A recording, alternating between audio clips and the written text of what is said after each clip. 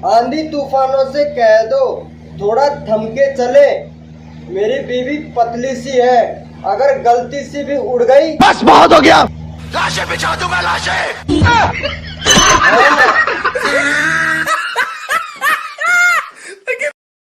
हमारे गांव में एक औरत मर गई थी जिसके जनाजे को बड़े प्यार से सजाया गया था।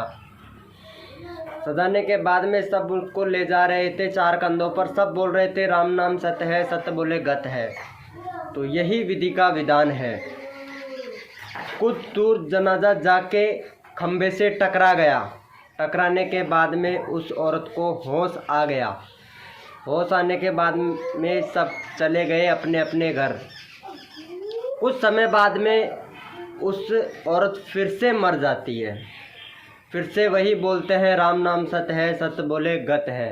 लेकिन उसका पति बोल रहा था खंबा बचा, खंबा बचा, खंबा बचा के। हेलो गाइस, तो शाम को मैं जिम करने के लिए गया था। तो जिम करके मैं आ रहा था, आते ही मैंने प्रोटीन खा लिया। तो प्रोटीन खाते ही प्रोटीन का डिब्बा खुला रह गया। तो कुछ प्रोटीन चूहों ने भी खा लिया था।